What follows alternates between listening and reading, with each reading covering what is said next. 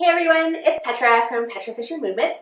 I wanted to talk today about locking your knees. This is a very non-technical term and not necessarily helpful because it tends to make you want to not ever have straight legs. So a lot of people are taught that fully straightening the legs to 180 degrees at the knee is not good for the knee joints, and that's just not true. Your legs need to be able to extend to straight. That's actually how we walk. They have to be able to be straight in order to create force as we push ourselves forward in space.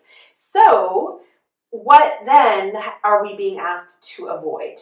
There's two things to think about here, a few things to think about. First of all, you don't really want to hyperextend your knees. And I don't know how much I hyperextend, a little bit. That's where I go back behind 180 degrees.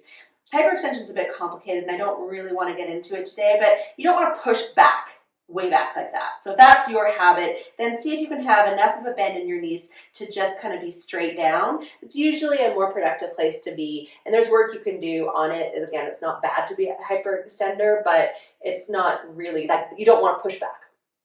Another thing that you might notice is that if you happen to stand with your pelvis really far forward, you might feel like your knees are hyperextending.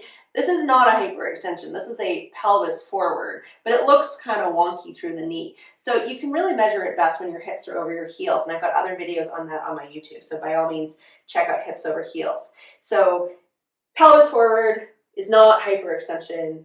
It's pelvis forward. Not awesome, but not hyperextension.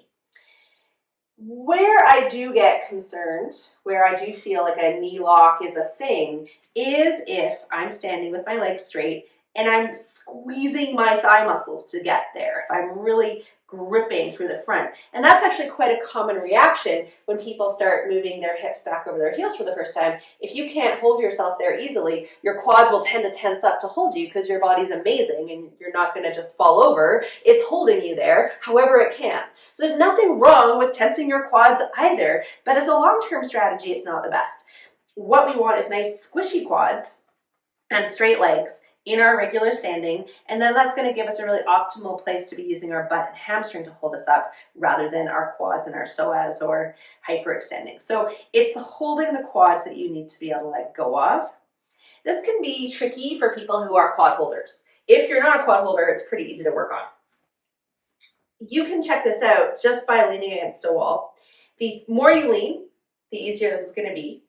But basically, leaning on the wall, you should be able to totally relax your thighs. You can jiggle them around, and then you can try gripping them and see if you can lift your kneecaps, and then lower, and then lift, and then lower, and then lift, and then lower.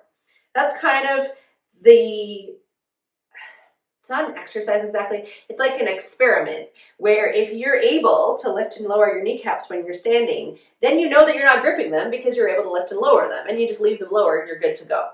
If when you're standing and you try to grip and release them, nothing happens, they're not lifting and lowering at all, that's a sign you're probably gripping all the time. And like any other constant tension gripping habit in our body, that is something to work on letting go of. We want our quads to work when they need to work and to be soft and quiet when they don't need to be quiet instead of always holding on. So this simple wall exercise is really a good way to start working on learning how to let go of your quads.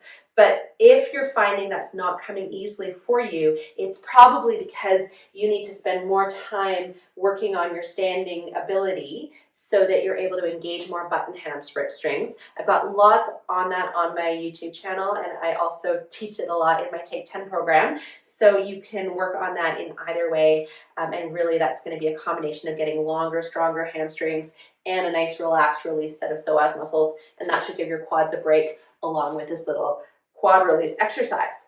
So to recap, locking your knees is not the same as standing with straight knees. It usually refers to either hyperextending or to quad gripping. Those are different issues. Hyperextension can be dealt with a slight amount of knee bend, but only to straight, and quad gripping can be dealt with release, and it's a bit of a journey. So I hope that clarifies. Definitely, as always, hit me up with questions, get in touch with me.